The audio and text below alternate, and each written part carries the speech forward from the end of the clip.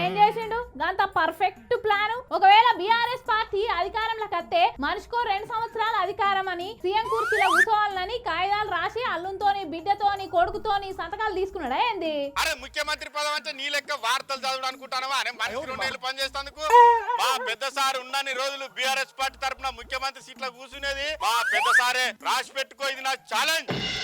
సరే నీ నమ్మకం నీది గాని మామ మీ అక్క బీసీల కోసం పోరాటం చేస్తాంది అని అంటున్నావు కదా, మంచిగానే ఉన్నది. కానీ మరి ముఖ్యమంత్రి పదవేమో పెద్ద సార్కు అని అనబడుతుంది. అది ఎట్లా పద్ధతి చెప్పు? ఓట్లు మాయి సీట్లు మీకా అని బీసీ వాళ్ళు తిరగబడితే ఏం చేస్తారు మామ?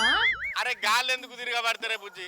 అవసరం అనుకుంటే ఏరేటోళ్లను ముఖ్యమంత్రిని చేసేటందుకు తన్నుక సత్తరు, కాంట్రాక్ట్ల కోసం కలబడతారు, చిన్న చిన్న పథకాల కోసం విడుచుకుంటారు, పానం విడుచుకుంటారు. కానీ ఏరేటోళ్లను ముఖ్యమంత్రిని చేసేందుకు గాలి ఎందుకు తిరగబడతారు చెప్పు? నువ్వు అవన్నీ లేనిపోయిన ఆశలు పెట్టుకోకు. మళ్ళా మా పెద్ద సారే ముఖ్యమంత్రి అవుతాడు, చూసుకో.